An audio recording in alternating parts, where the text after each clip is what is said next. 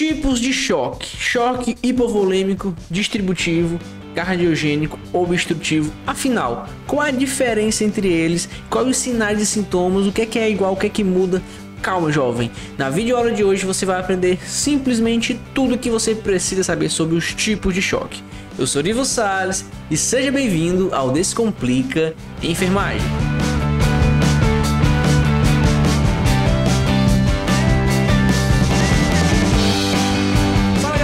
Na videoaula de hoje eu decidi fazer um tema muito importante, é sobre choque. Não é choque elétrico, é choque circulatório. E se você gostou do tema dessa aula, eu vou pedir para você deixar o seu like e se inscrever no canal para você fazer parte da nossa família, incrível família Descomplica Enfermagem. Então, se você ainda não está inscrito, inscreva-se no canal e deixe o seu like. Show? Então vamos lá. Definição de choque. Choque nada mais é do que um estado de hipoperfusão tecidual. O que é isso, Ivo? Por algum motivo, que eu não sei qual ainda, não está chegando oxigênio nos meus tecidos. Não está chegando oxigênio, ou seja, é uma hipoperfusão. Meus tecidos não estão sendo bem perfundidos, tá certo? Então, isso é choque. De maneira simples, um estado de hipoperfusão tecidual, tá? E ele tem várias etiologias e fisiopatologias que nós vamos esclarecer cada uma agora, tá certo? Mas vamos lá. Como é que o sangue chega nos tecidos? Como é que na realidade a pergunta não é nem como é que o sangue chega nos tecidos. A questão é que como é que o oxigênio chega nos tecidos? O oxigênio chega nos tecidos porque o oxigênio está ligado à hemoglobina, certo? Show. A hemoglobina ela tá onde? A hemoglobina ela está no sangue. Guarda essa informação. Hemoglobina está no sangue, certo? O sangue, ele é um volume, né? E esse volume ele está aprisionado, ele tá em qual local? Esse sangue ele tá dentro de um vaso sanguíneo, uma veia, uma artéria, tá? Um vaso sanguíneo, tá certo? E esse sangue que está dentro desse vaso, ele não consegue andar sozinho. Ele não consegue percorrer o nosso organismo sozinho. Precisa de uma bomba. E o que bomba é essa? Essa bomba é o coração, certo? Um coração. Ou seja, para o oxigênio chegar nos tecidos, tem que ter sangue. Né? O sangue que faz esse transporte. Só que o sangue ele está dentro de um caminho, que é o vaso sanguíneo.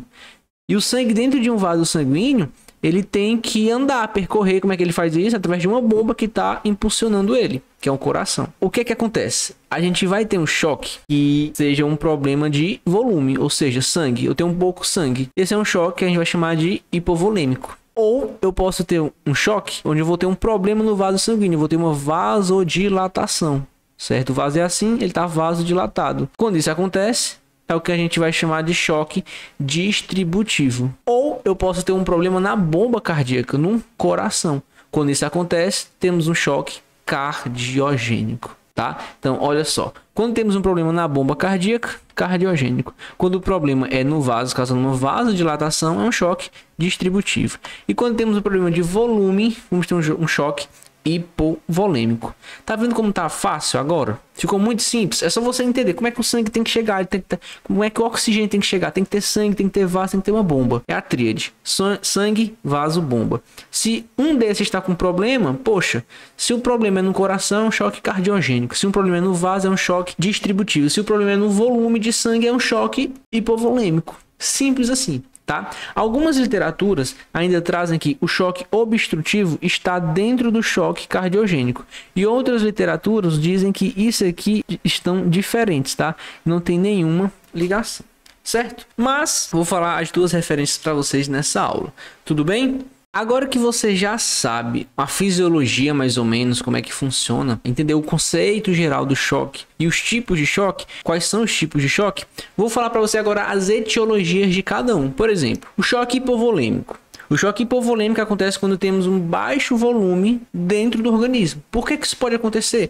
O paciente pode ter uma hemorragia grave externa ou uma hemorragia interna, ou ele pode vomitar bastante e perder o volume, ou então ele pode estar com diarreia. Certo? Então, hemorragias externas ou internas, perdas cutâneas como queimaduras, perdas gastrointestinais como diarreia e vômito ou até urinário, ou então sequestro de líquido para o terceiro espaço, caso de pancreatite e peritonite. Tá? Então, qualquer situação em que leve o paciente a perder volume é uma etiologia para um choque hipovolêmico. Tá certo?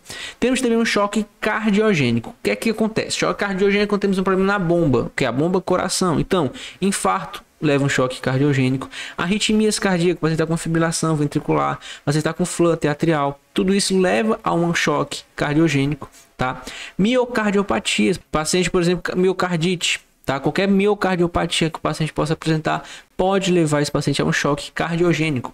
Pode ter causas mecânicas, como defeito nas válvulas, ruptura do septo, aneurisma e insuficiência mitral aguda, certo? Na questão do choque obstrutivo, o que é que vai acontecer? Tromboembolismo pulmonar maciço leva um choque obstrutivo, tamponamento cardíaco, pneumotórax hipertensivo, hipertensão pulmonar. Tá? E no choque distributivo a gente viu que é aquele choque que tem algum problema no vaso sanguíneo. Então, uma sepse leva ele a um choque distributivo, tá? Na realidade, o choque distributivo ele tem 3 tipos de choque dentro dele, que é o choque séptico, é o choque anafilático e o choque neurogênico, tá? O choque séptico é aquele onde a gente vem de uma infecção, por exemplo, um foco pulmonar, ou então um foco urinário, tá? Uma infecção generalizada, o paciente tem sepse, e ele leva a um choque distributivo, um choque séptico do tipo distributivo. O choque anafilático é aquele geralmente de reações de anafilaxia, como alergias graves, tá?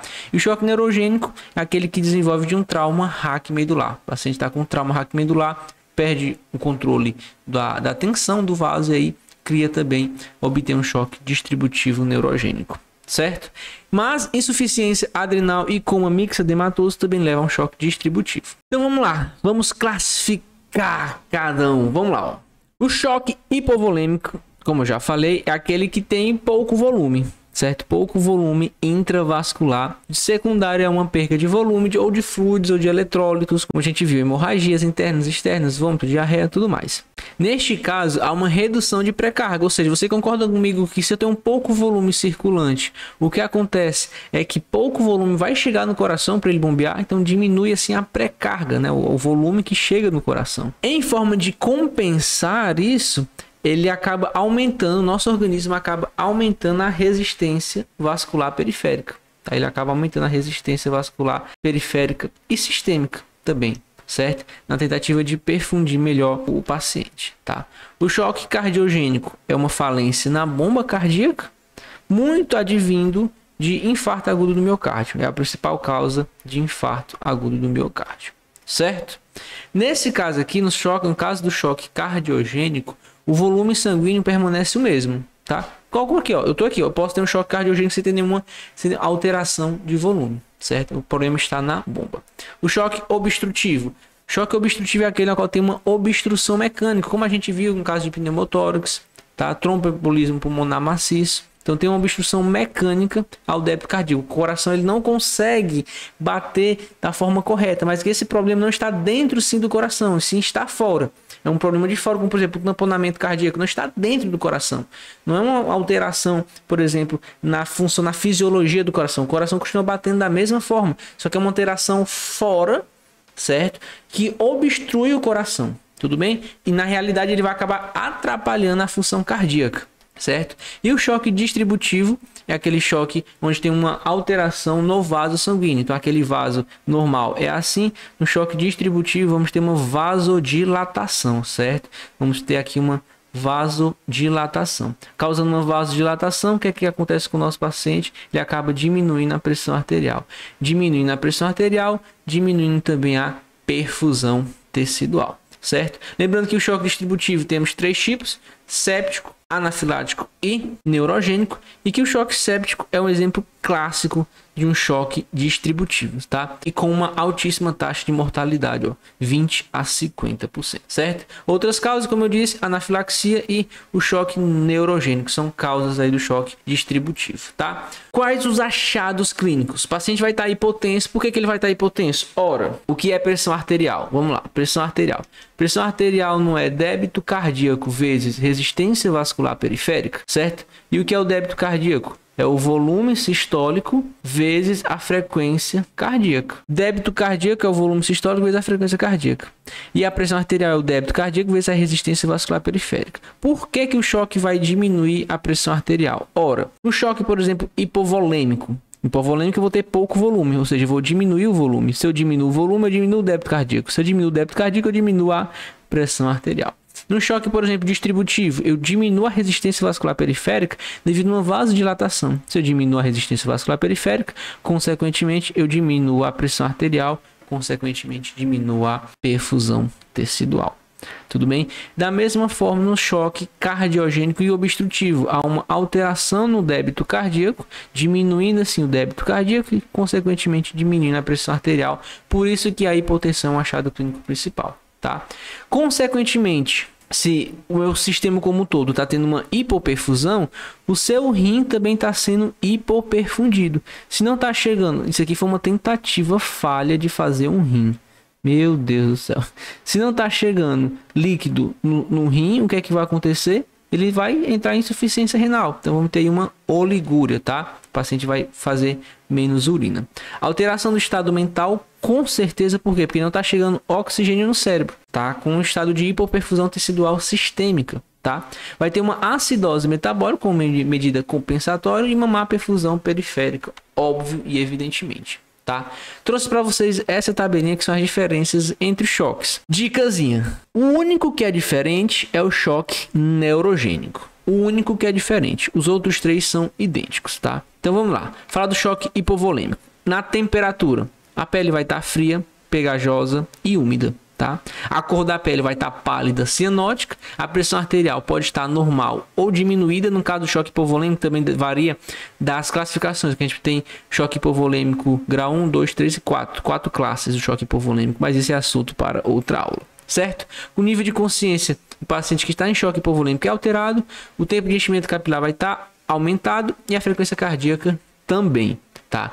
A diferença do choque neurogênico é que a pele vai estar quente e rosa, diferente das outras que vão estar. Vou até adiantar aqui, ó. Todas as outras a pele está fria e úmida. No choque neurogênico, vou até colocar aqui um asterisco, a pele é quente e seca, tá? Nos outros, a cor da pele é pálido e cianótico. No neurogênico, a pele é rosada, tá?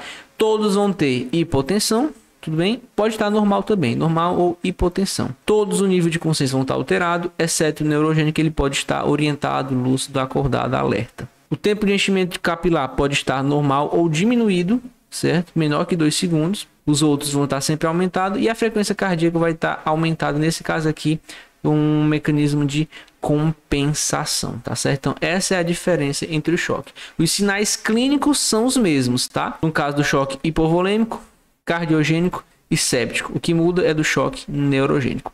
E vi como é que eu vou diferenciar isso na minha prática, se eles vão ter os mesmos achados clínicos, através do seu olhar clínico. Se o paciente está perdendo sangue, muito sangue importante, você vai pensar que é um choque séptico, hipovolêmico. Agora, se o paciente não está perdendo nenhum sangue, você faz um eletrocardiograma, o paciente está infartando, você vai pensar que é um choque neurogênico, um choque cardiogênico. Agora, se você está com aquele paciente, ele tem um foco infeccioso, é um choque séptico.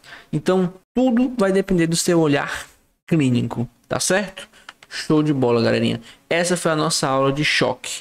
Choque hipovolêmico, distributivo, cardiogênico. Gostou dessa aula? Se você gostou, vou pedir para você deixar o like. Se eu conseguir te ajudar, poxa, inscreva-se no canal. E eu tenho um presente especial para você. Para você que ficou até o final desse vídeo, se você quiser receber o PDF dessa aula, comente aqui embaixo. Eu quero que eu mando o PDF para você. Só comentar aqui e deixar o like. Deixa o like e comente que esse PDF é seu.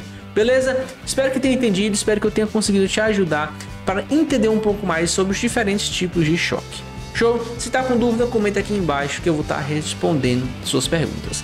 Eu sou Ivo Salles e esse foi mais um vídeo do Descomplica Enfermagem. Valeu!